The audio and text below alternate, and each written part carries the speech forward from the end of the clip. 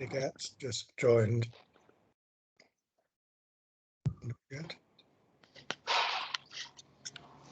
Hi. Nigat, we were wondering whether you were able to share the screen, but you may not be able to. Oh, so it's done anyway, so that's fine.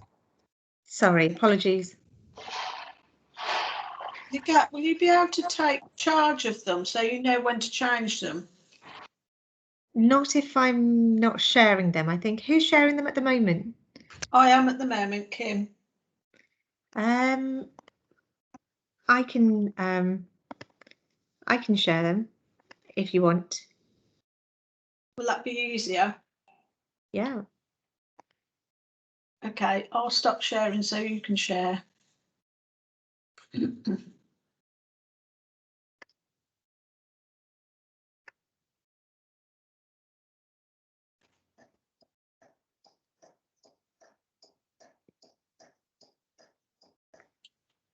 Are they showing? We can see your screen, not the slides yet, but we can see your screen. So I think I'm sharing, but I'm not. So let me try again. Teams is not. Can you see them now? Yes. Yeah. Excellent. Fantastic. Excellent.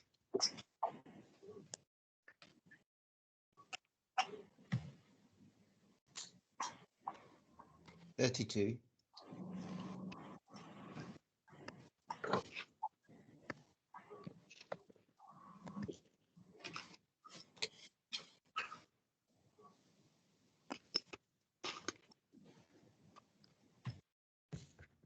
So it's just gone 12:30 now, so I think we'll make a start. I'm expecting other people to join the meeting as well. And just before we start, just to let everybody know that we are recording this meeting, and it will be shared with colleagues that aren't able to attend today's event. Anyway, welcome this is the second of the Herefordshire and Worcestershire GIRFT events. We had an orthopaedic event on the 20th of April. I'm pleased to see everybody here today. I'm Emily Godfrey and I head up the programme management function across Herefordshire and Worcestershire, and I'm standing in at short notice for Mary Gay, and unfortunately she's been caught up at another meeting, but she will be able to join us shortly. Just to say that this programme of work is absolutely at the heart of our Herefordshire and Worcestershire Reset and Recovery programme for 21-22 and beyond. And it's really great to see so many people from across primary community and secondary care from across Herefordshire and Worcestershire. So first time really to draw together clinical teams. We also have other colleagues from finance and business intelligence as well joining the call today. I'd also like to welcome colleagues from GIRFT and NHS-EI and our guest speaker, Simon Harrison, who's going to take us through a presentation shortly. So thank you very much again, everybody, for joining us. And I'll hand over to you, Simon, in the first instance? I'm very happy to pick it up at this point. So thanks very much for the invite. So I'm Simon Harrison. I'm one of the joint leads now for GIRFT National Urology. My colleagues John McGrath from Exeter and Kieran O'Flynn from Salford actually were meant to take over from me as I retired from clinical practice a couple of years ago. But because of the COVID recovery and all the work that's been going on, I've stayed on and am still participating. I was a urologist in West Yorkshire in the Mid Yorkshire Trust based in Wakefield. So as far as my understanding is that today is really to try and set the scene, particularly for clinical colleagues, on where we are nationally with GIRFT, the Getting It Right First Time programme for urology, but also with the response to the COVID pandemic and to other developments really that are ongoing. So if we move to the next slide, this is how I see sort of GIRFT sitting at the moment in urology. the first thing it says is that the national report that we produced in 2018 remains a current document, so that looking back at the recommendations made in that, the discussions that are laid out there and the arguments that are put forward, it's really all still relevant. There's nothing there that I think has been superseded by events and is now ancient history. So it is still a current document that is worthy of consideration. So it talks about workforce development, it talks about the development of urological investigations unit as diagnostic hubs.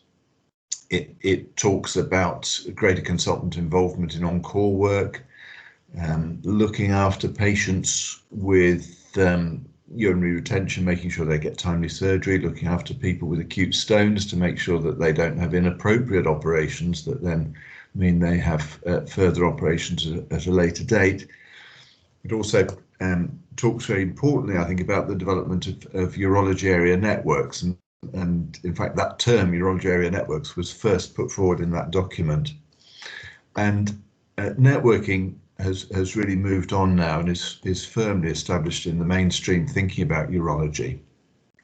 So that's the National Specialty Report.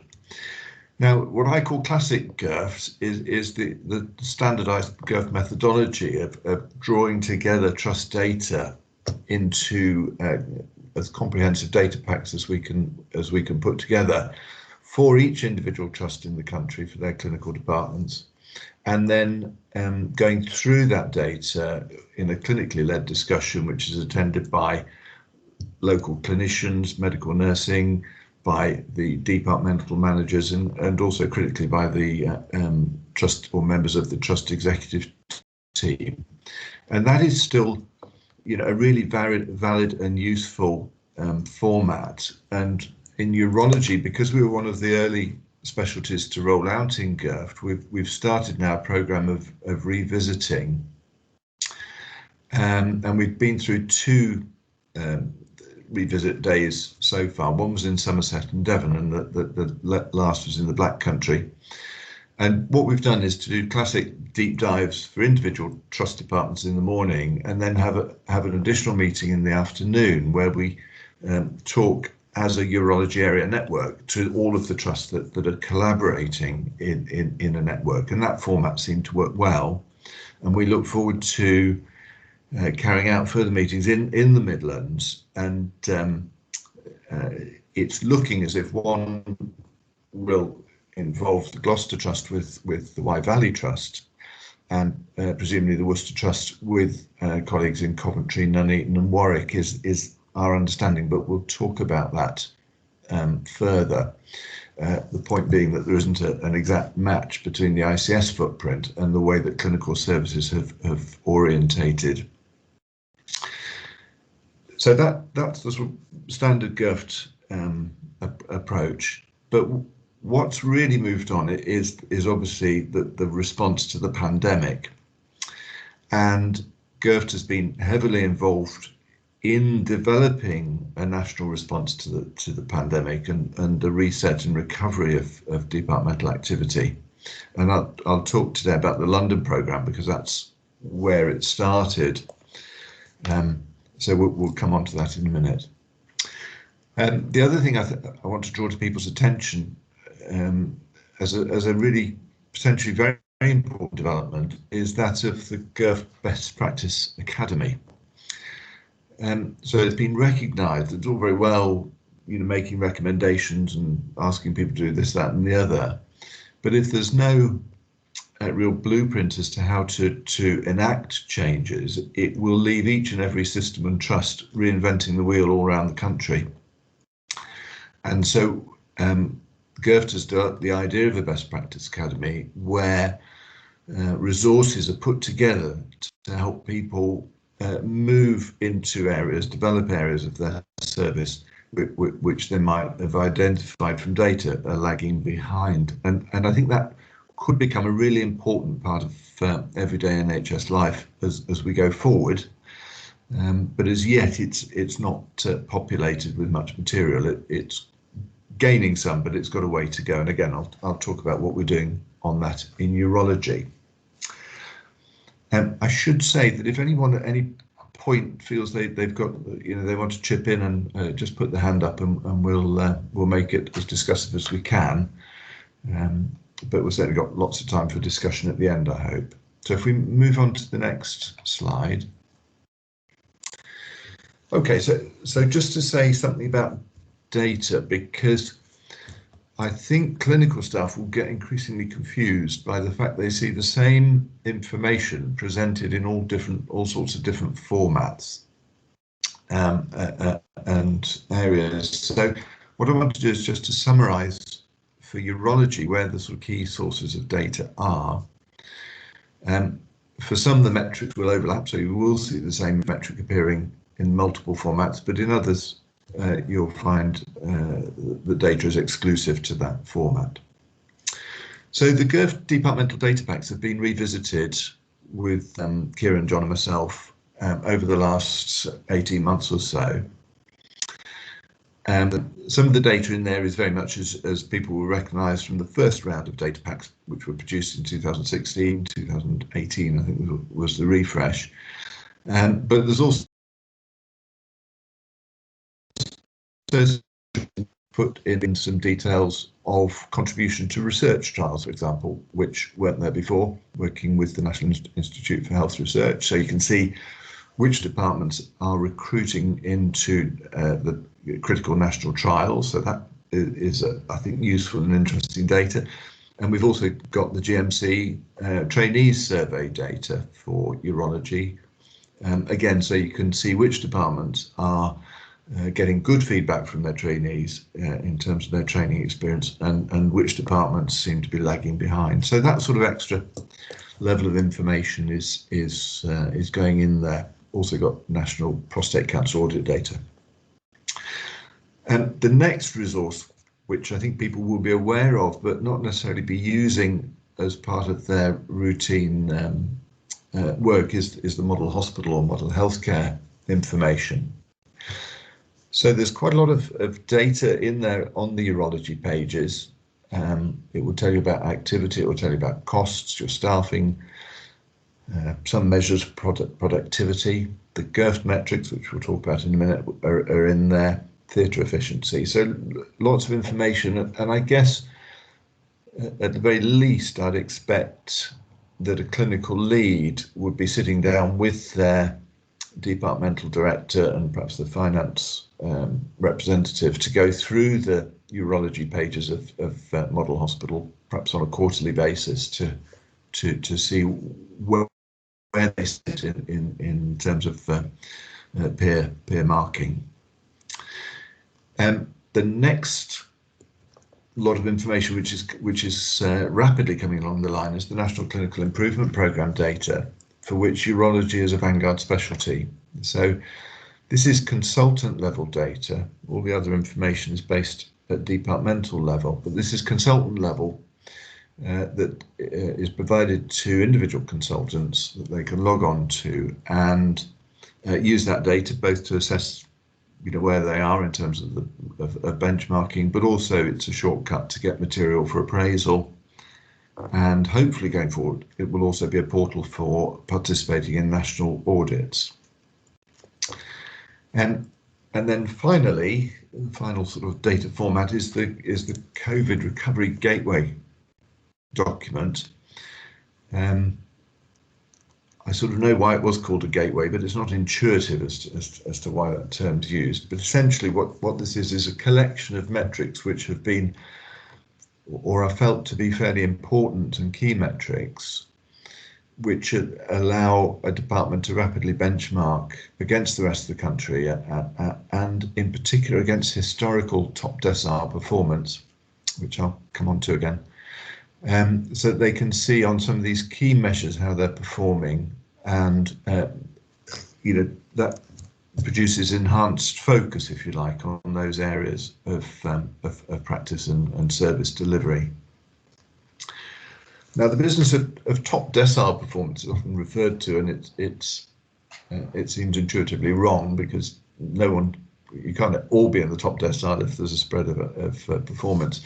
But what we're talking about there is that as a GIRFT standard, it's been felt that if you look back historically to the pre-pandemic era and the performance of the top 10% of trusts on a particular metric, you can take that cut-off point as a standard to which people should be aiming to work. So as things move forward and develop and pathways develop, then that's the standard which people should be aiming at. So that's what top decile performance means. It's the historic top decile. Okay, so that's a little bit about data and how it will be coming at people and in what formats. So as I said, the London experience with the recovery from COVID has been really important. And this came about not, I think, because London was selected to lead this, but I think the London ICSs got together, there are 5 of them in all, and they approached GIRFT and opted to work as a collaborative across the whole capital to work out how they should respond to the COVID-19 pandemic. So within each of the ICSs, all the trusts are working together as a network. So all the urology departments, for example, in South West London are collaborating as a urology area network to coordinate a response to the pandemic and indeed develop urologies, as you'll see. And then across London, there's a single clinical lead being appointed for GIRFT, which is Ben Ayres from St George's Hospital. And Ben meets on a regular basis with the clinical leads from the other ICSs and helps to coordinate and drive the programme with strong management support.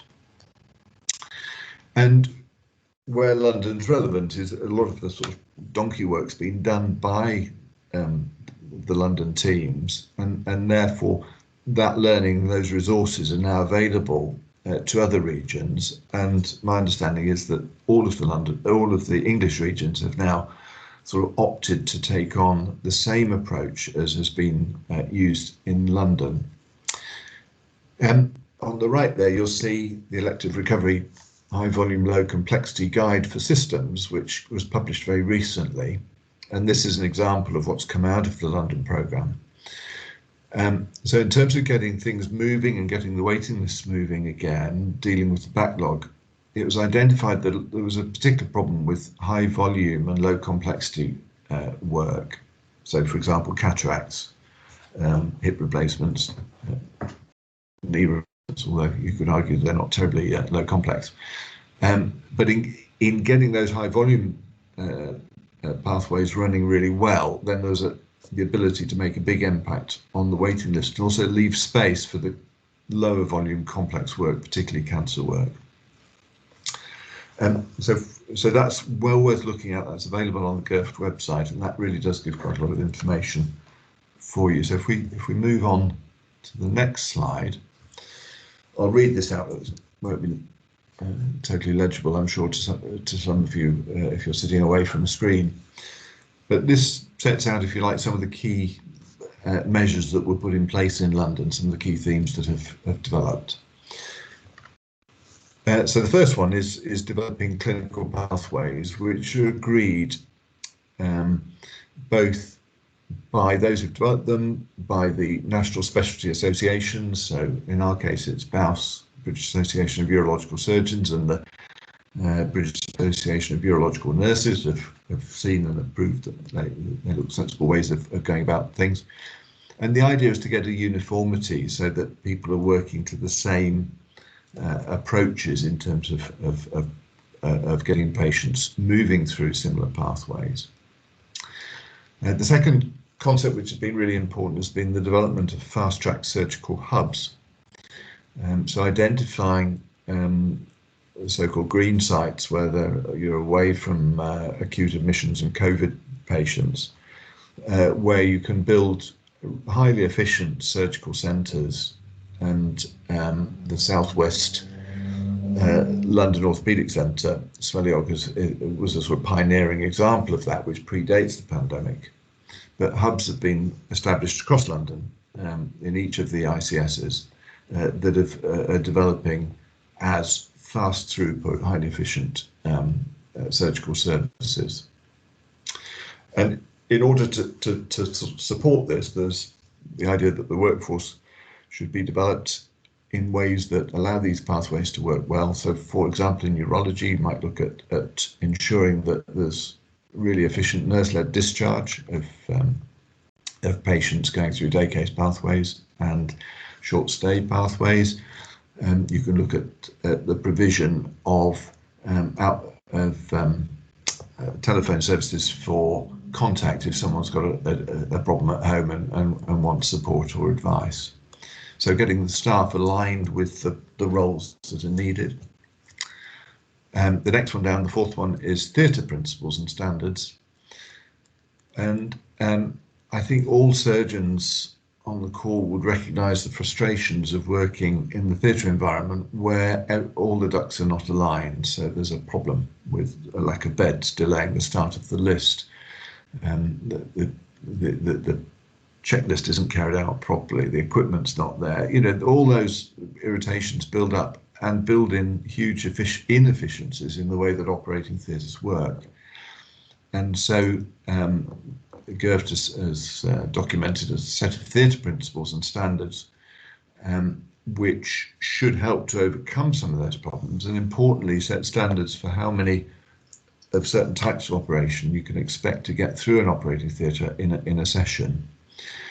And I think by really putting people to the task of making sure that their individual theatre sessions are running to those standards, you know, has the potential to make a big step forward. We've talked about data already as being one of the key components of monitoring progress and allowing institutions to benchmark, so that the gateway format is in there with system level data. And then the bottom one, which I think in a way should have been the top at the top of the list, is the clinical leadership. So I was appointed as a consultant originally in 1992, and it is conspicuous that this is probably the first time through the GIRFT programme where there's a real focus on finding clinical leaders who can really move things forward, who understand the national context and the agenda, and are then empowered to develop and make changes, and with the support and collaboration with management teams. And I think that is something which the NHS has not been good at until recent years. So I think that is a big step forward, and having people like Ben Ayres in London let loose with resources has been really efficient and effective, as we'll see, I think, on the next slide. In fact, the slide after this one. When the sort of things got going in London, I think the three of us in urology struggled really to sort of get our heads around what all this meant. And to help us do that, we put this document together, which can be found on the GIRFT Urology web page.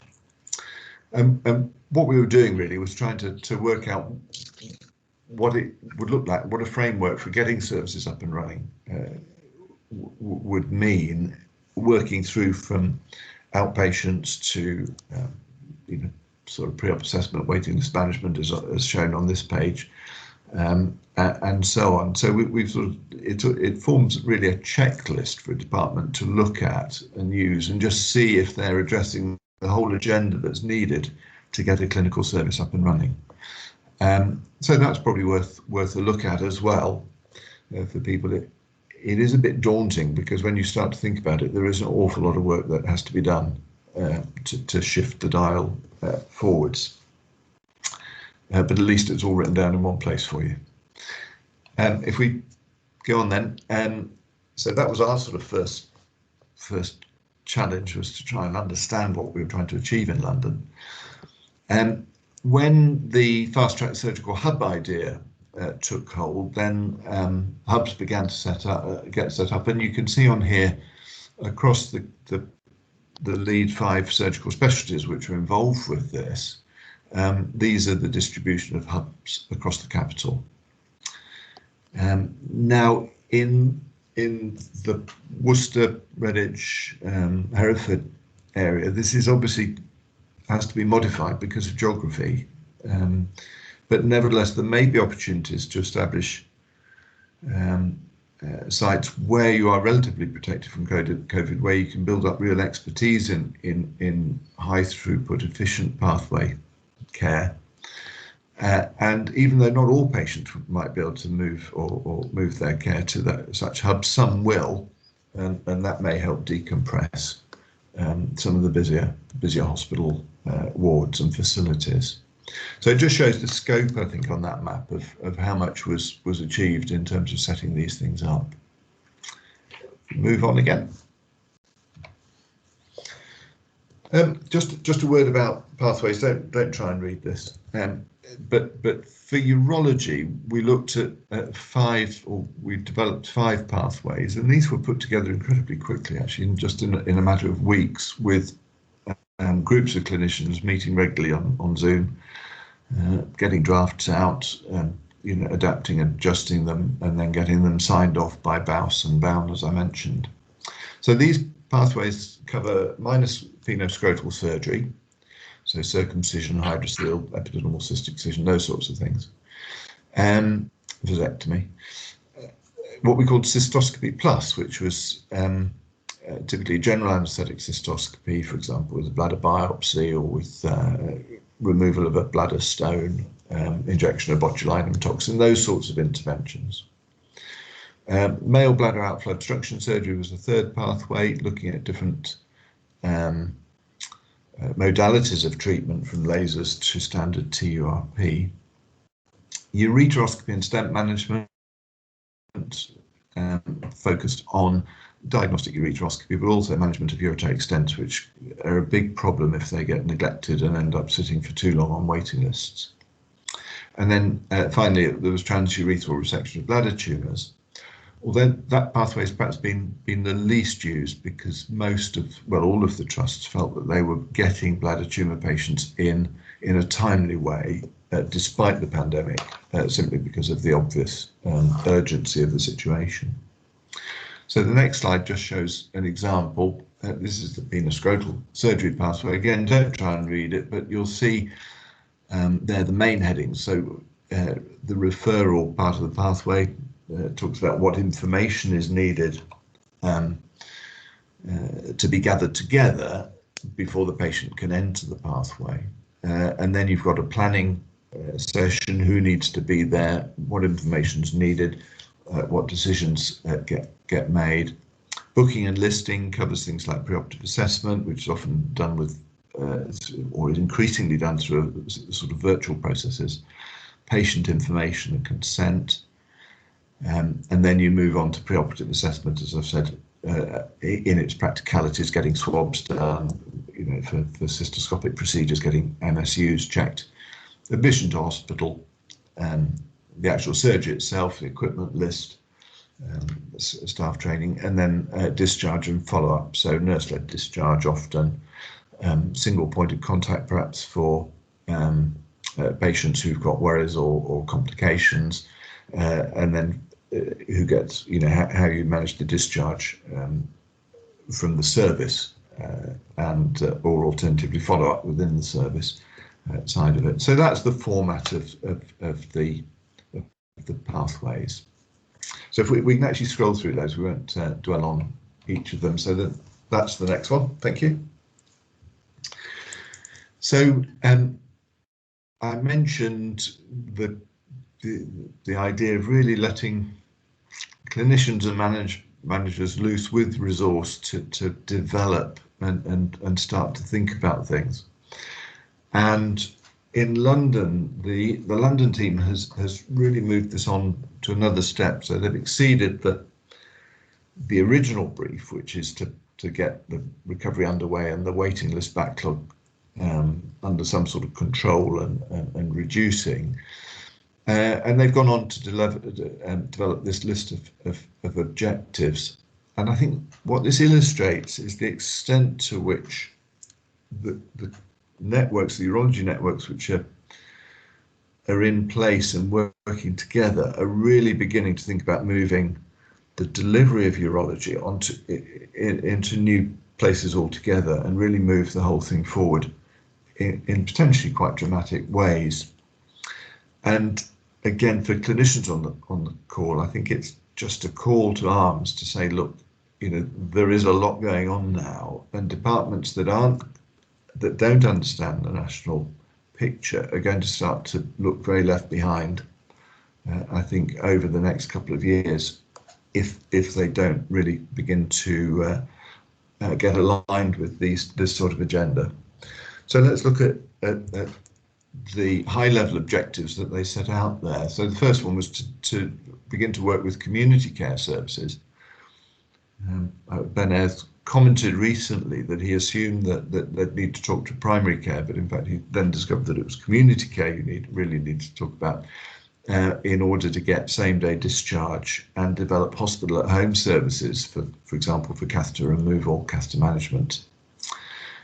To building up, the next objective is building up one-stop outpatient diagnostic clinics. We've known about the potential value of moving a lot of urology outpatients to a one-stop model where diagnostic interventions are available on the day, so that the patient, about 70% of urology outpatient referrals can be managed in a single sitting by having a consultation, investigations, and then management plans set out all in one day. And so what they want to do in London is to really begin to build these diagnostic approach across the capital, building on the example of places like Guy's Hospital, where they've been using that model for some years. And they want to standardise the management of post-operative complications using a single point of access, so that trying to avoid patients contacting their GP, patients pitching up an A&E with problems that could be dealt with a phone call with an appropriate urology expert, be they nurse or doctor or other practitioner. Working towards developing day cases through the high volume, low complexity work, and moving towards that historic GIRFT top decile performance. So that's in there as a objective.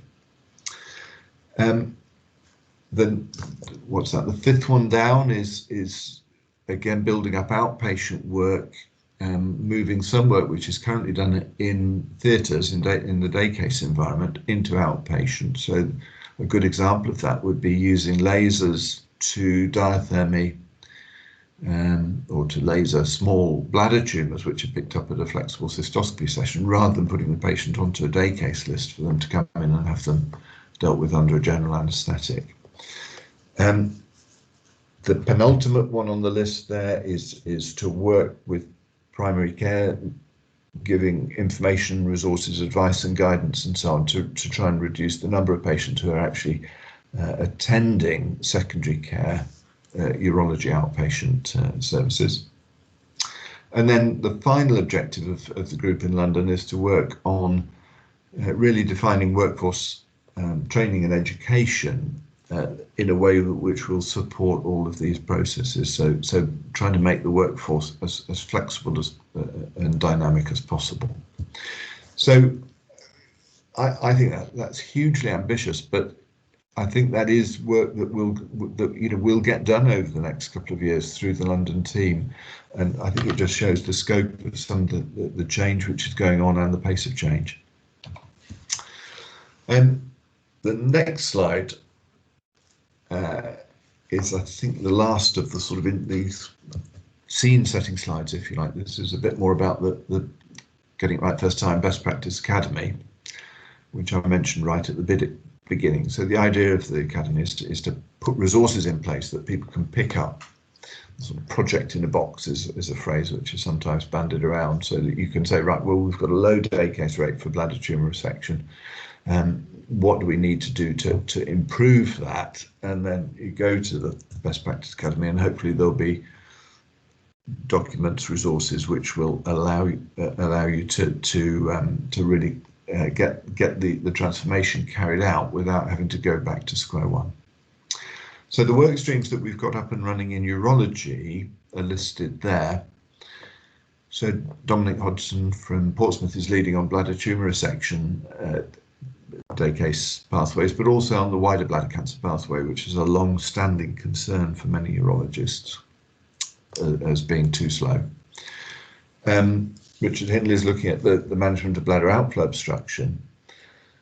How do you move towards shorter lengths of stay, increasing day surgery through a logical application of new technologies? And also, how do you guide patients through that, through the choices that are available? So, for example, developing patient decision tools that will allow the patient to help decide whether they want to have a TURP or a laser operation or a urolift operation or whatever. And the third one there is the management of acute urinary tract stones, which again been recognised within urology to be poorly an area of substandard practice in many trusts, not because people want substandard practice, but because circumstances have conspired against setting up really good acute stone services. And then the fourth one is looking at the breadth of outpatient services. So it's Andrew Dickinson from Portsmouth, Plymouth, who's looking at things like advice and guidance and different models for outpatients.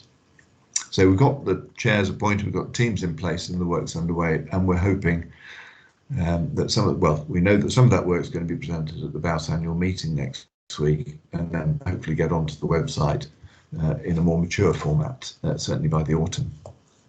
And this is all backed up with professional endorsement from the specialist societies again. So hopefully we're not leaving anyone behind or creating barriers between organisations.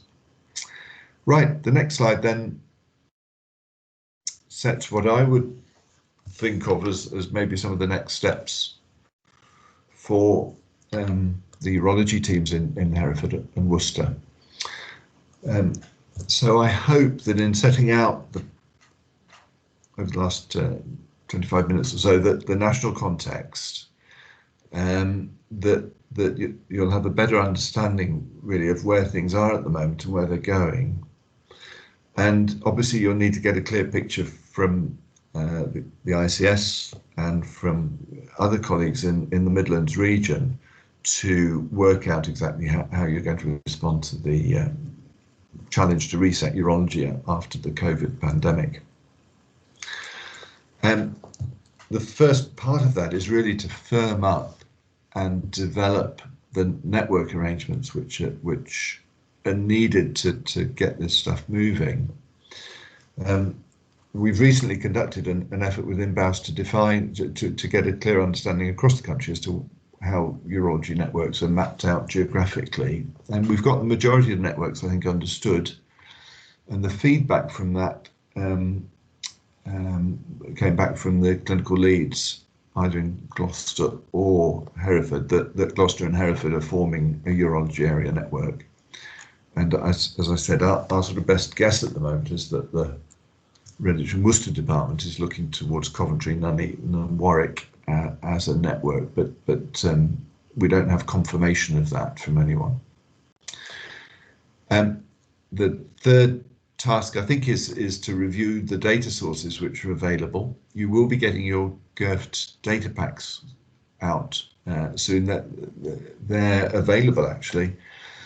And what we're doing is either John Kieran or myself will review your data packs and then send them out with a covering letter pointing out what we pick out as the sort of the tasks that need to be looked at to help you sort of navigate through that. And then you can look at model hospital. You need to look at your gateway documents to work out how you're benchmarking. The fourth step is once you've sort of got all that together, then you're in a position to develop an action plan in terms of service recovery. So thinking about high volume, low complexity surgery, how are you going to respond to that? How do you develop outpatient services which are more responsive, offering advice and guidance as a matter of routine, how do non-face-to-face consultations fit in, and so on. How do you develop one-stop clinics? And then as far as GIRFT is concerned, we look forward to carrying out the sort of formal GIRFT deep dives and urology area network meetings once you are in established networks. So as soon as your networks are established and understood, we can get on and do the deep dive and networks and network meetings. So I think it would be good to pause at that point. The next slides, there's about another 15 slides or so, but they give your data. But I think at this point it would probably be good to have a change of tone rather than me sort of giving a talk, as it were. It'd be good to have a bit more discussion at this point, and then perhaps we go through the data shortly. Would that work?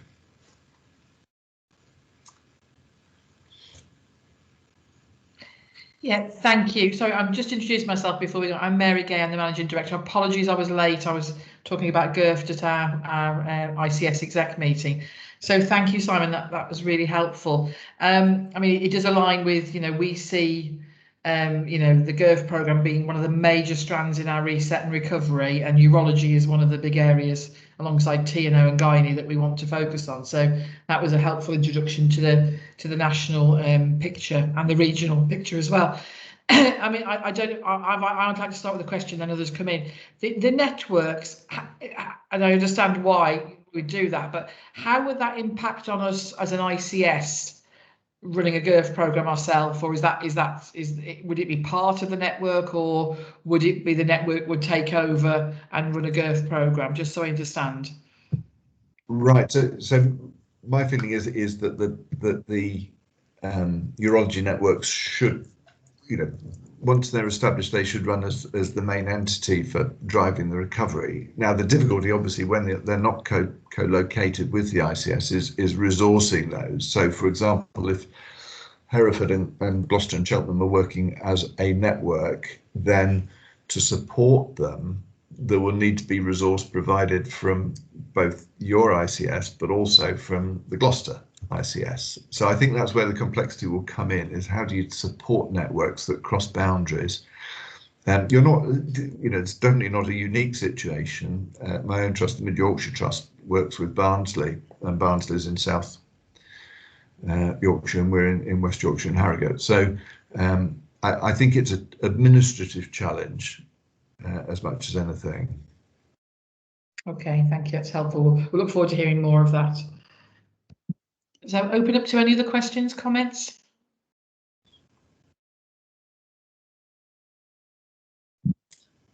Could I ask, actually, of the Gloucester, sorry, the Worcester urology team, what their state of play is in terms of where they are at the moment with networking, what their thinking is? Hi, Simon, it's Terry Chen here. Terry, yeah. As I see it, the plan is for us to actually link up with UHB. We thought geographically Coventry and Warwick wasn't really appropriate, and I think that's been accepted by the West Midlands group, because there was an email set out from Peter Cook which outlined that.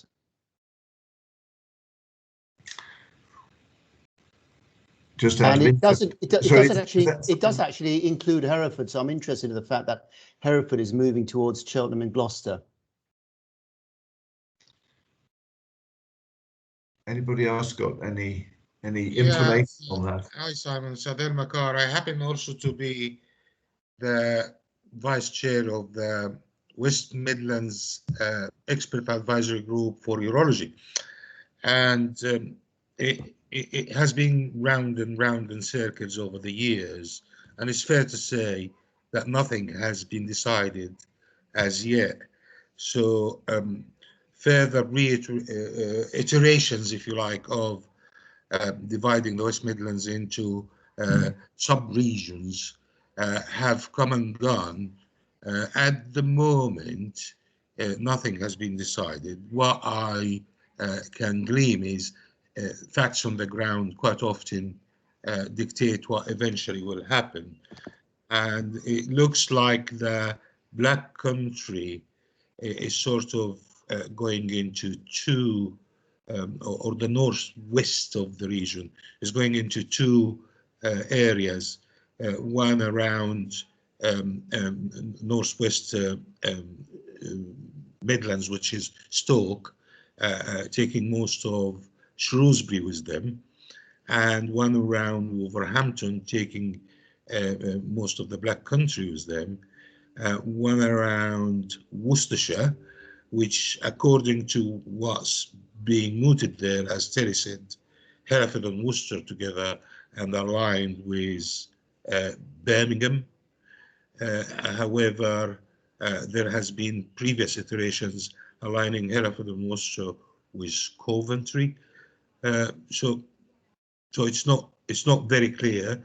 As far as patient flows are concerned, it is very pertinent because Worcestershire tends to be more or less self-content in the vast majority of these specialist procedures, because we've got oncology center, we've got vascular, we've got interventional, and historically we've done all our resections locally with a very few exceptions that tend to go to Birmingham. Herefordshire have been for quite a while now sending this kind of work Gloucestershire way, whether with ICSs and the administrative challenges and the money flow, especially with the new way money will flow, with the absence of payment by tariff and stuff like that. It would be block contracts, wouldn't it? So how that will work it is very complex, and I'll be happier to hear from others who are better aware of these issues.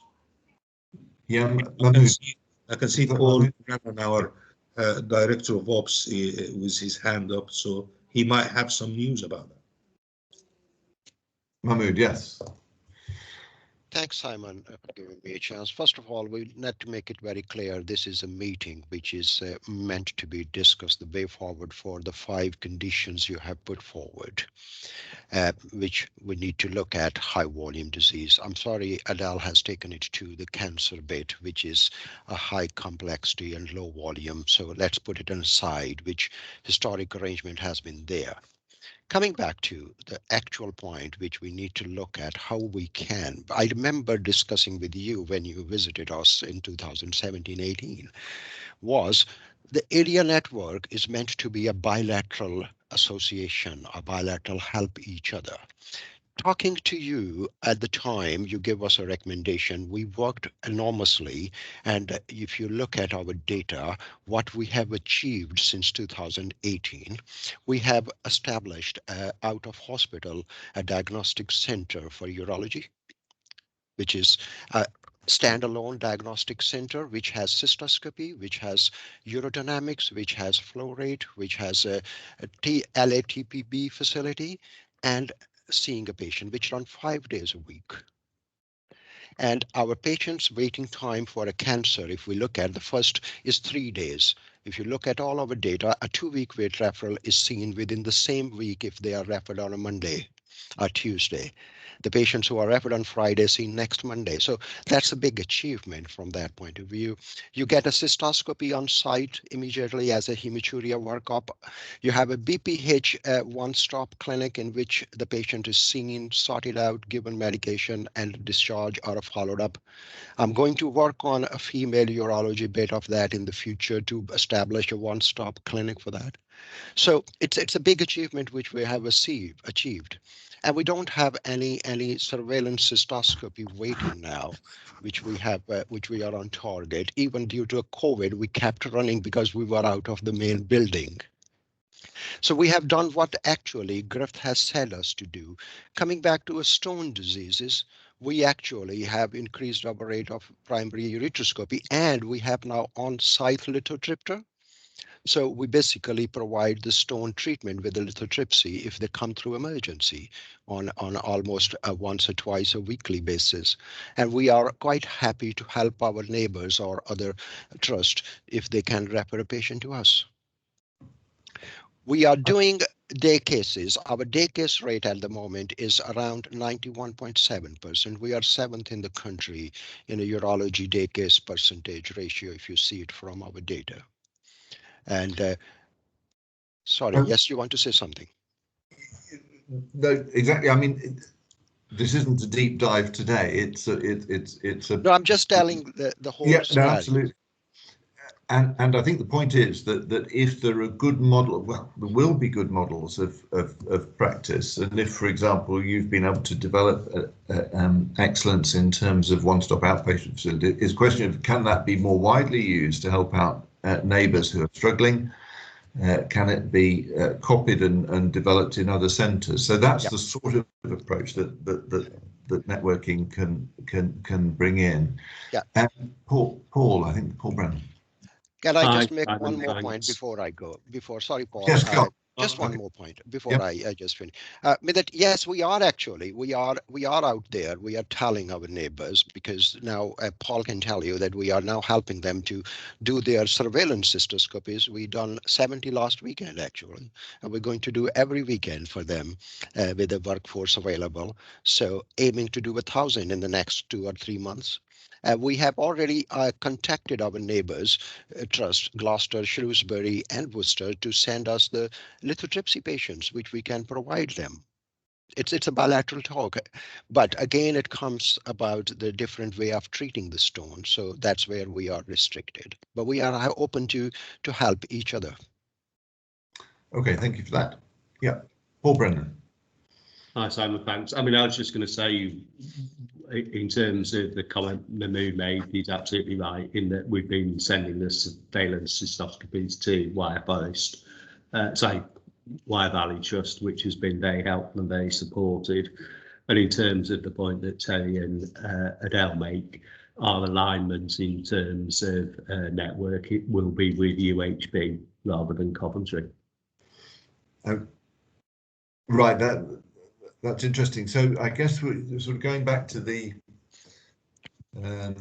question of what the ICS's role. It's clearly in working through with the neighbouring trusts to see what the network model looks like, because things have moved on from I think it was interesting because it was a huge trust. It's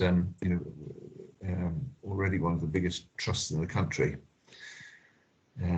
So adding in more work will be interesting. So their perspective will be worth seeing. John Barnes. Yeah, just wanted to sort of say that I think I've heard lots of people got views on how these networks should be created, and we'd be very much open to discussions on any of the variants. I mean, our relationship with Cheltenham is historic. It doesn't mean it has to be a future relationship, but obviously we'll have to be offered something better than what we've already got, really. So the Herefordians got a better, and Powys patients got a better deal than they get now. So, but absolutely open to conversations. If it's advantageous, more sort of widespread, for us to change those relationships, we can talk about that. Obviously, we do need to think about what we do to colleges in the southwest and how much we might destabilise Cheltenham if we were to remove the urology population, because that itself might have a negative impact for them. But if that's part of the conversation, then we're absolutely open for it. I don't want people to think that we're closed to that. And Mahmood's rightfully very proud of what he's achieved in the last couple of years, and we're really keen to help out. And I'm really keen that we continue to explore mutual aid. But if we need to structurally change the way we work and that makes sense for us, then we're absolutely willing to consider that. Okay, that's helpful. I mean, from the GIRFT point of view, GIRFT's never had a role in terms of determining how these collaborations are set up and work, and that's very much for local determination. Is pointing out the advantages of networking in terms of things like mutual aid, but also in terms of providing critical masses of referral patterns to sustain services long term. Where you've got small volumes small volume single-handed services, those aren't going to last in the long run, but better, more cohesive models can be developed by using a larger basic population footprint. And so, for example, the Black Country, the 4 trusts there now, very clearly orientated towards working as a group. They've got consultants, as in many parts of the country, who work in more than one trust. You've got services coalescing in individual trusts that make sense. So you don't have an overheated centre, but can send some work to a site with less pressure. Yeah, Mahmood again. Yeah, sorry. And when we are discussing all that model, because we need to be very clear about that. There is one model which is more likely an urban related areas may suit them, but we need to keep it in mind our location and geography also, and drainage of the population. So it's quite good that you have a bigger centers and have a very big hub, but traveling of patients and providing that facilities. I mean that if a person who go from a Powys to somewhere on M5 towards Redditch having a daycare surgery may not be a daycare surgery for him, because he might not be able to travel back. So we need to also be mindful of providing that services for the ease of a patient closer to where they're living. So there may be, when we are addressing the funding issues, not to put it into a one part, but lesser people like us or on a smaller scale should also be provided the fund to develop them for the local people. Yeah, I think that's a point well made and recognised from a number of areas in the country. So, for example, if you look at Devon and Somerset with Barnstaple, which is geographically really quite isolated, and Scarborough up on the east coast of Yorkshire and so on. So you're absolutely right that the settlement, the service model for a geographically isolated centre is going to be different. They're going to be doing more.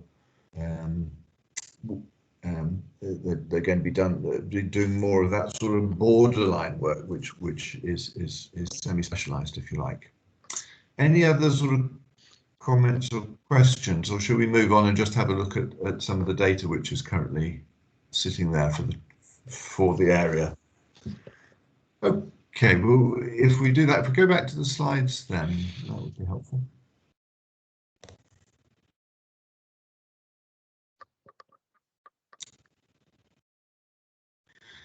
Brilliant. So one of the lessons I rapidly learned as the urology clinical lead for GIRFT going around the country was this is your data, not mine, because people can howl at the data, but it's data that's submitted by your trusts. If you think it doesn't match with reality, then the discussion needs to take place internally. But it's important to recognise that this is what your trusts are currently looking like from an outside perspective. So the data is not to do a deep dive today, it's really to just illustrate some of the stuff which is out there, and to look at what an outside view would show. Okay, let's move forward then. I think the first slides are about waiting lists. So this is data from the week ending the 16th of May. So this is current data. So in terms of 52-week waits, there are 1,200 urology 52-week waits in Hereford, in the Worcestershire Trust, but only 132 in Wye Valley.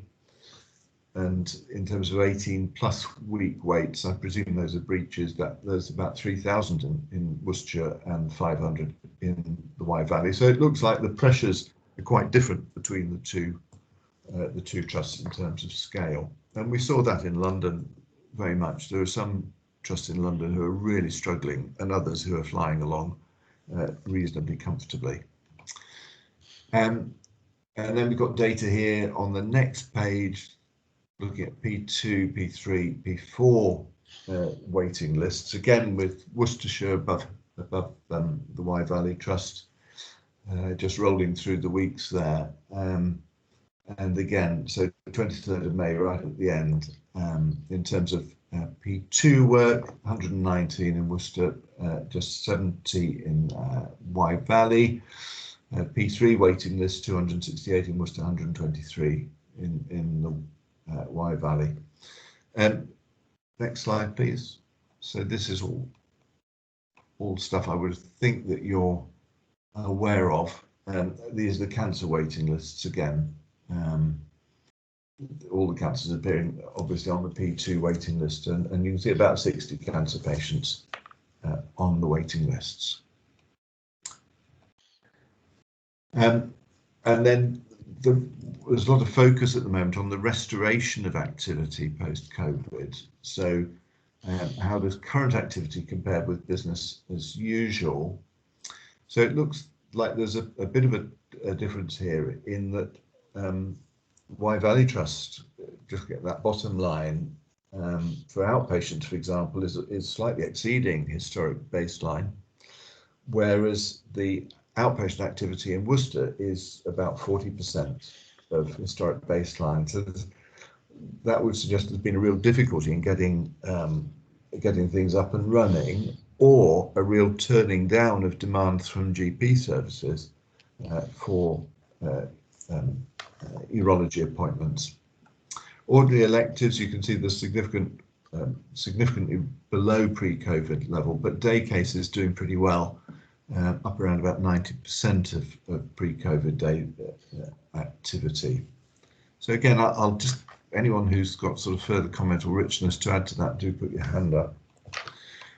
And then the next slide, if we move on, this is overnight admission. This is just having the same data really, showing that there's, this is all of the STPs in the country lined up to show how urology admissions are compared with baseline. And you can see that the SDP as a whole is actually doing pretty well. So that there are trusts and ICSs which are doing very much worse in terms of their ability or their success in getting services, inpatient services up and running. Okay, next slide again. There we are. So then, so that's a bit about some waiting lists and current activity levels.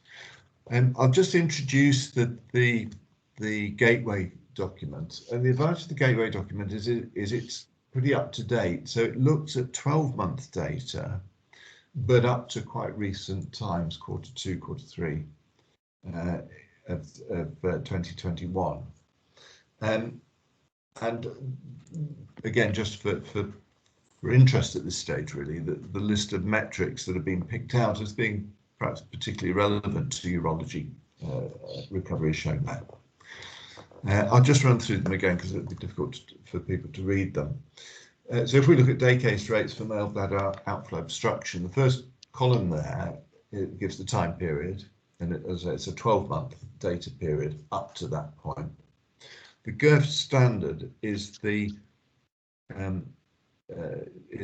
proportion of bladder outflow obstruction surgery carried out by a day case with of the 10% best performing trusts on that metric, assuming that day surgery is optimal. So about a quarter, up to a quarter of bladder outflow obstruction surgery can be carried out as day case according to that standard. So the next one we can look at Worcester, where there was no day case bladder outflow obstruction surgery, but there were 112 cases operated on in that time period, which is that denominator value. In the Wye Valley Trust, we've got a value of 5.6% of bladder outflow obstruction surgery was day surgery, and that's a total of 89 cases, of which 5 were day cases. So it's quite a good, rich source of current information for people to look at. But of course, a lot of the data at the moment is from a time period which included the heart of the pandemic. So it has to be interpreted in that context. And then running through the list of metrics, the next one is emergency readmissions within 30 days of male bladder outflow obstruction surgery. The one below that is looking at a measure of how we're looking after patients who come in urinary retention but require surgery to deal with their problem. So these patients these days get admitted and then discharged either with a catheter or without a catheter, but with severe symptoms, and then they will come back in for an elective admission to have the operation, which hopefully will put them right. And the worry in urology is that patients have been discharged and then left sitting on waiting lists forever and a day, suffering either with a catheter or with severe symptoms. And we think that's a really bad situation, which we've allowed to develop by custom and practice. So the English standard is 105 days, so 10% of trusts were achieving 105 days or fewer before the 2 admissions. And for Worcester it was 170 and for Wye Valley 184. But relatively small numbers of patients in that category, 8 in Hereford and 37 in Worcester. So that would flag up an area of concern for that particular group of patients. We've then got day case rates for bladder tumour resections. 44% is the standard for good practice. Again, low rates recorded for both Hereford and Worcester in the data there. I'll come on to Mahmood. I thought your hand was going to come up soon from what your earlier comments there, but let's just get through the list and then we'll come to you. Readmission rates after TURBT pretty well in line with the standard, actually not too high. Again, one of the pathways of concern in urology is for muscle invasive bladder cancer, which we know is a time critical cancer. Worst results follow longer delays in treatment provision. And yet we don't feel that urology in the UK has historically done well. So we're trying to map that by measuring the days between a bladder tumour resection and cystectomy, which are 2 stops on the pathway. Again, it's quite a lax standard there of 109 days. But part of the reason for that is that a proportion of these patients have neoadjuvant chemotherapy, which takes 6-8 weeks or 10, even longer out of their, of appropriate delay in their care. So it's not a question of going straight from TURBT to cystectomy for many patients. So in Worcester that's a month longer time span than the standard in the 14 patients that were being assessed. Day case rates for ureteroscopy, again, 75% is regarded as being achievable, 58% in Hereford doing well, only 4.5% in Worcester, which looks like a potential win if it's possible to really convert a large tranche of those patients onto day case pathways. There may be a saving of a considerable number of bed days. I've talked about the management of acute urinary stones. There's a metric there that looks at that. Again, you're both doing reasonably well with not using a huge number of ureteric stents. And then the last 3 metrics there, we've got the RTT data, which we've talked about already. And we've got the use of virtual outpatients, which is interesting actually when I looked at the information there. So the Worcester Trust have done really well in terms of recording that the use of virtual outpatient consultations. Whereas for some reason, and we've seen this in 1 or 2 trusts, in the Wye Valley Trust, we've got very, very few patients being recorded as going through a non-face-to-face or virtual consultation. So again, I'm sure Mahmood will be able to tell us if that's a failure of the trust to record accurately and send data back to HERS, or whether it's actually that you haven't gone to a model of using non-face-to-face appointments in the face of the pandemic, which would be extraordinary. Mahmood, do you want to come in at that point? Just one by one. First of all, the male outlet flow surgery. I mean, this isn't a deep dive, so don't go through each and every one. No, not at all. Just some of the data I think is not captured appropriately. One of them, I will say that the day case rate for TURBT I mean that my almost more than 78 or 90% of our day cases, our DORBDs are day cases in this hospital. But historically on our maximum system, it is captured as overnight stay, although the patient's gone. So we did a deep dive on our end, and my general manager can tell you that it is in excess of 70 or 80%. Claire, can you just give us the exact number? Day case DORBDs. Yes, so it's 78%. Yeah, so I think, yeah, there's just a couple of things that we'll have to capture ready for the deep dive. And I assume that the virtual outpatient consultation is also a data. Exactly. Yeah. It is. It varied at the height of the pandemic. It was at 78%, and it currently about 38%. So I think this illustrates, doesn't it, that the fact that this data is now so widely available and so widely used, that there is a real incentive to ensure, to go through this. I mean, Gateway document's been out for a little while now, and the model hospital's been out for ages. So it's a question of going through those data sources and working out why, if there are obvious errors, the errors are arising and correcting them, or else, you know, people are just going to be chasing around forever trying to work out why yours is a poorly performing department on those metrics, even if it might not be. So I think that's the point to make there. We'll just sort of press on and canter through the last few slides as time's pressing.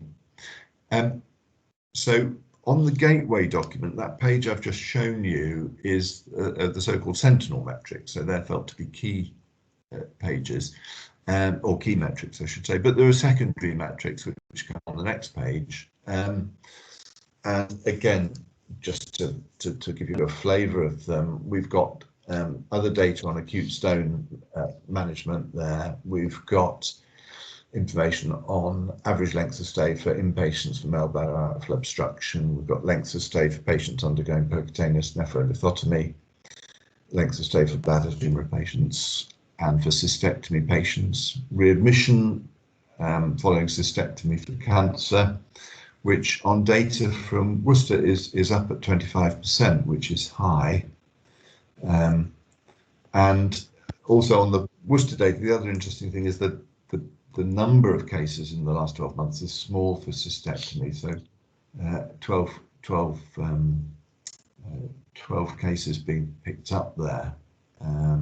In the year. So again, that raises questions as to whether that's an adequate volume to preserve a service for complex cancers, and then it raises discussions about, well, is it possible to import further cases by collaborating with you know, across the cancer network in different ways. So those are the sort of discussions which the data will open up. And then there's some information there about nephrectomy and radical prostatectomy. So if we then roll on, so that's the Gateway document, which has the advantage of being relatively recent, as is the model hospital data. So again, just for general consumption.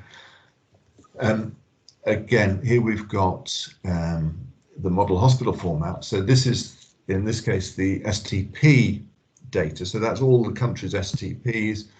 And at the moment, Hereford and Worcester's right at the very bottom with no day case activity or minimal day case activity for male bladder outflow obstruction surgery appearing. We've already heard that that may be because of erroneous reporting, but clearly until the fresh data feeds through, that's what it how it appears. Adele, is that? Yeah, it's just about the numbers. Obviously, the numbers need to be looked at. We have traditionally done round about 50 cystectomies a year. That's been constant for the last 15, 20 years. I noticed that you're looking at the year of the pandemic. I know that during the pandemic, the year of the pandemic, We took some cystectomies and done it in the private sector. I don't know whether they appear in this data. But the other thing is, I know that we were the only trust in the whole of the West Midlands that continued to offer cystectomies during the pandemic. So I just take this data with a pinch of salt until we verify them about the numbers. Yeah, yeah, that's understood. I mean, you can't make judgment. What all of this approach and data does is to raise the question. It doesn't provide the answer. And that's obviously the GIRFT model was built on data followed by a detailed clinical discussion, and it's really important that those who are involved in VCGs, in the ICS, in trusts, use the data, continuously check data which appears to be a cause of concern against a story of what's actually happening on the ground. Yeah, the other thing is I do accept that your upper docile is what you're aiming at, but by definition, as you highlighted at the beginning, 90% of the country is not there.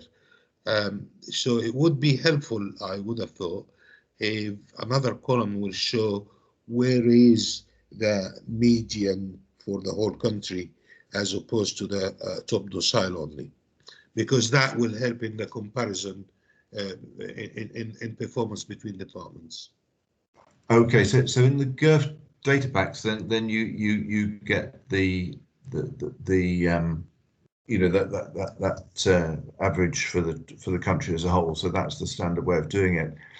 What the top decile performance is saying is that actually we will not recover, or the NHS will not recover into a position where it's matching capacity and demand if we continue with our historic practices. So, for example, if we continue to use operating theatres as inefficiently as we do in many places, we will continuously fail. And until we begin to see systems really getting streamlined and efficient, and people focusing on some of these really important clinical pathways and clinical activities, then we're going to struggle. And that's why this idea of historic top decile is important. It's to say, look, if this is achievable in 10% of trusts, let's ask the question is, how do we get your particular trust or a particular trust up to that level? What are the impediments that are stopping it reaching that level?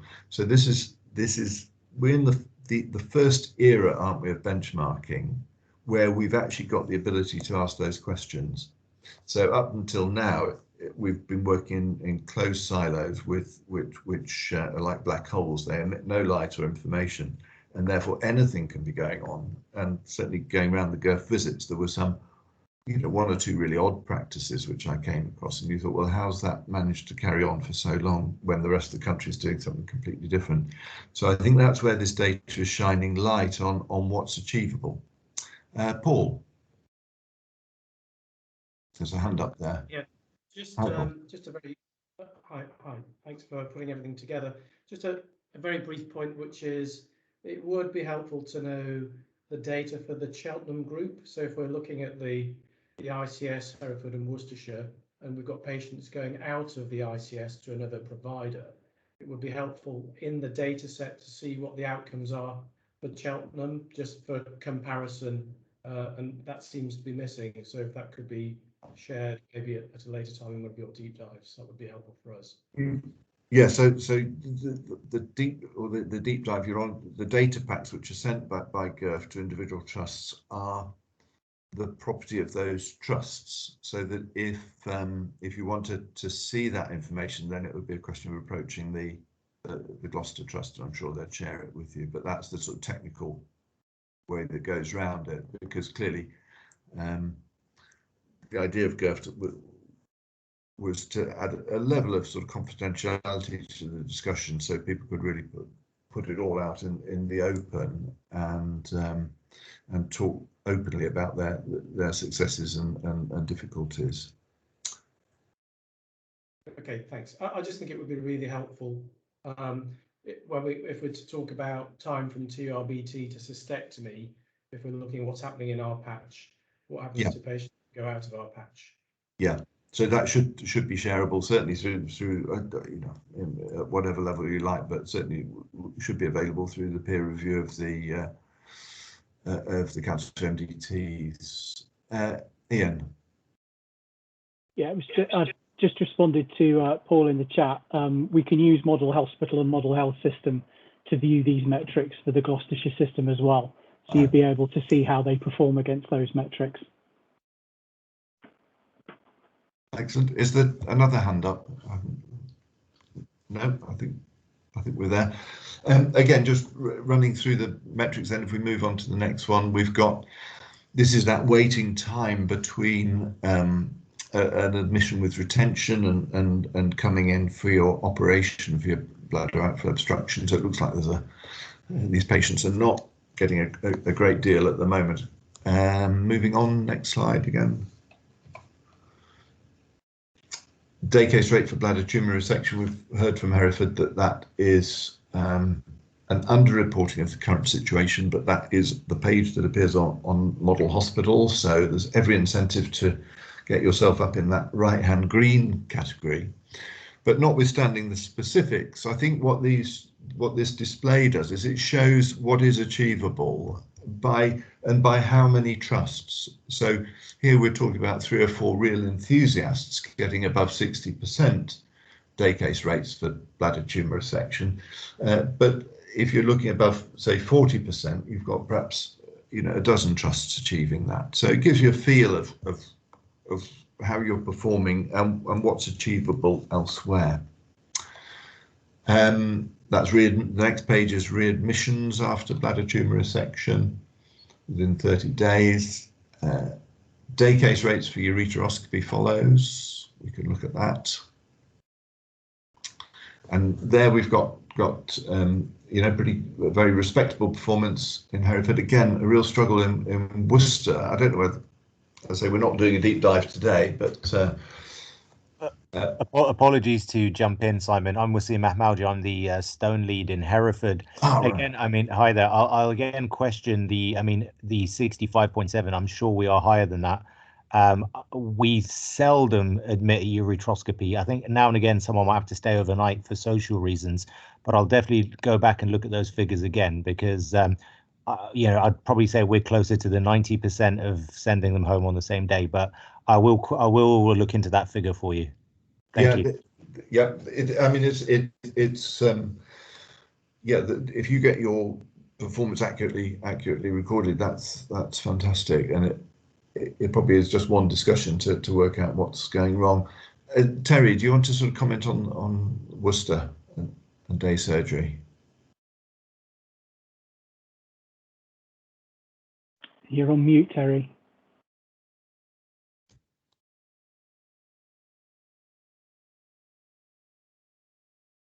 Sorry, Terry, I think you double clicked it because you're still on mute. Oh, that's sorry. Better. Okay. Yeah, Simon, it's regarding day case surgery for bladder tumours. I mean, sometimes I'll get patients brought in for a resection, but in fact it's so small you just biopsy it and you diathermize it. So you change the operation and they go home the same day. Are these truly resections? Your case, or do they include cystodiathermy and biopsies?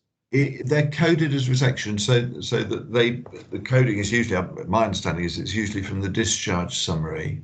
Right. But the situation will be the same for every trust.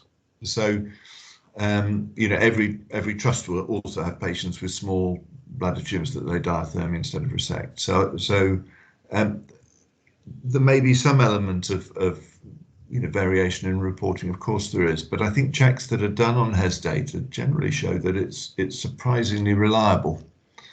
You know, there have been studies and cross-checking against, for example, national registries, and actually the concordance between national registry data, like the National Joint Register, and what's appearing on HES is actually pretty good. Yeah, Adele. Yeah, so depending on the setup of your services, so we've got a significant number of patients who will come and have a TURBT or a ureteroscopy on the Alex site, and they will go home later that evening, but they actually are recorded as overnight stay. Yeah. And the reason for that is the way the coding works. And unless the intention is to discharge them in the same day, which we do on a different site in Kidderminster, then they get recorded as overnight stay, even though a significant proportion of them go home same day. So definitely there is two elements to that as far as we in Worcester are concerned. A, to look at how we're coding them, and B, to look at optimizing the use of sites, other sites, like Kidderminster, for instance.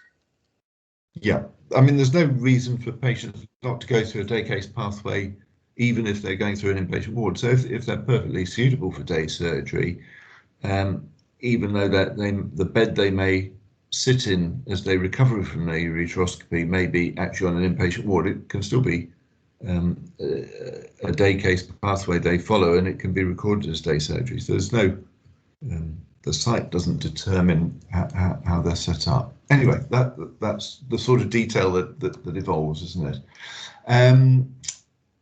Right, we talked about that. I think that's actually, there's only one more slide which just talks about none face-to-face there. So last slide then. So I think it's, I hope from my perspective that has set something of the scene and the challenge. I think as a sort of general comment, the fact that you still don't have a clear understanding of the way forward with regard to your organisation of collaboration across the region puts you a little off the pace at the moment, and I think that's going to be a real impediment to moving forward with some of these agendas, because it simply is not possible to run a comprehensive urology service which covers all the angles from trust footprints the size of your two trusts. So there is going to have to be cross or inter-trust collaboration. And if you don't know who you're collaborating with, frankly, you're going to struggle. So I think, you know, there is a certain urgency about getting this up and running, because clearly both trusts have things that they can gain from collaboration. For example, in Hereford, it may be importing work and using their diagnostic services and rolling out their diagnostic model. In Worcester, it may be increasing access to high volume, low complexity sites, so they don't have to use inpatient beds for day cases, which would seem to be an inbuilt inefficiency in their service, which I'm sure they'd love to break out of. So I think that would be the take-home message from me. Right, I think I've said all I should be saying. Does someone want to sum up? Thank you very much, Simon. And Paul and John, I believe, are on the call, so if they wish to come in the end as well, I'm happy to. But firstly, thank you very much. It's, as we did with the previous TNO GIRFT event, it's very interesting, very helpful information. We've got to get our data right in our system, haven't we? We've got to get the data right, because we're doing ourselves a disjustice if not. I think that's one of the take-home messages for me.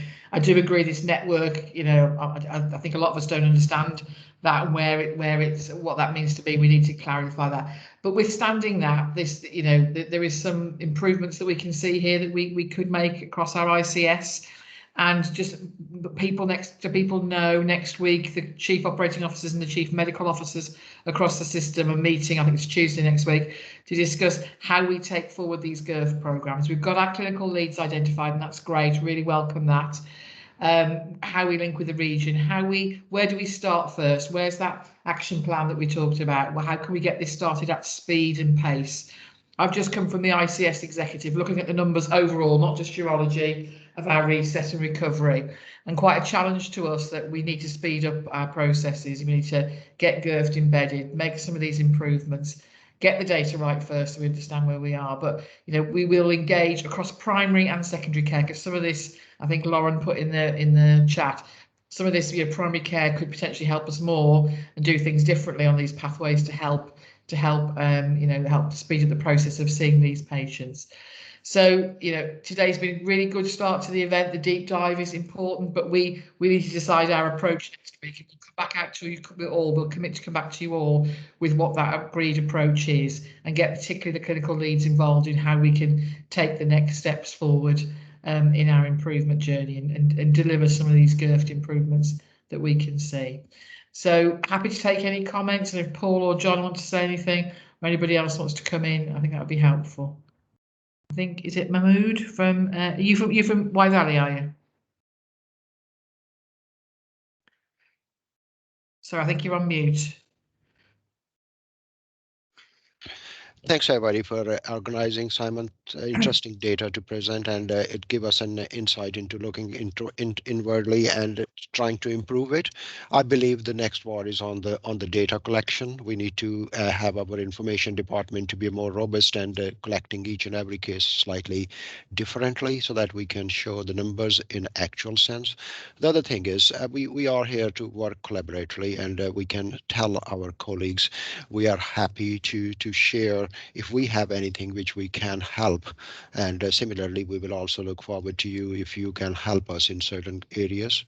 So I can certainly say, as we said, Paul, on the start, that we are doing the cystoscopies. We can also help you in stone department. Where certainly we can take ureteroscopies or ESW valves, patient directly sent here. And similarly, if you need any help in outpatient to bring down the waiting time, we can provide a comprehensive service from our center with some extra clinics. That's okay. That's really good to hear. I'm sure we're taking that forward. That's really helpful. Anything else? Paul? Yep, I'm off mute, I hope. Yes, you are, yeah. Just really to say that clearly within the boundaries of Hereford and Worcestershire, there are some amazing clinicians and clinical teams who are delivering exceptional work, sometimes at the top level within the country. And it's just really trying to harness all of that together in a very constructive way, which is going to make it much better for patients on the patch. We know for sure that in Hereford and Worcestershire, and certainly in Worcestershire, we've got so many patients with benign and malignant disease. For example, our trust in Worcestershire, we're the top diagnostic centre for prostate cancer, second only to the conglomeration of UHB, Heartlands, Good Hope and Solihull. So we have an enormous amount of work and pathology, and we should actually, harvest isn't the right word, maybe harness is what we should do, really look at that, what we have, the patients that we have to look after, and see how we can use that as the dynamo for actually expanding and enriching our services, whether it be for patient care, whether it be for research, education, etc. There is so much to be done, and now really with COVID and the impact it's had, it's in a weird way a bit of an opportunity to try and reset. Yeah, just can I come in? No, this is very good thought, Paul, but I think we need to look at first a broader picture, not to concentrate on cancer or just prostate cancer. We need to look at those smaller diseases and small pathologies, a high volume, as we said in our discussion, that need to be sorted out more quickly so that we have more time to look at more complex cases. I think that'll be a good collaboration if we can go on that direction. Yeah, I agree. It's getting the balance right. We all know there's been a lot of tension on cancer those late, but yeah, all I'll say is there's so much expertise. It's a huge opportunity. And thanks, Paul. I think I don't think any of us could have said it better than that. There's just showing the amount of people that have turned up to this today. I think that shows the willingness to be involved and the push that we can get. And let's use what we've got and continue to work together to achieve that. Terry, I think you wanted to come in. Yes, I mean, there are two issues. One is collaboration with people within our urology area networks. And Mahmood, we had a Zoom meeting, 6 weeks ago, where we did talk about collaboration, helping out with our flexible cystoscopies. I didn't realize your outpatients waiting list was a lot smaller than ours, and that's something, again, we can look at. The second issue is moving, or rather how we provide, what services we provide. So we have recently got permission to get a bipolar diathermy. We're developing RESUM or business case of reason. So hopefully that'll be passed. So we're moving towards day case surgery now.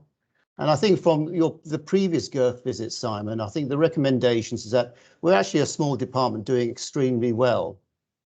You know, we didn't need it. We realized that we need expansion of consultant numbers, and we are hopefully, I believe, TMEs next week, we'll be looking at hopefully getting our own robot. And thank you, Terry, that's helpful. It's good to hear the sort of the progressiveness that we've seen and come out of the last GIRFT events.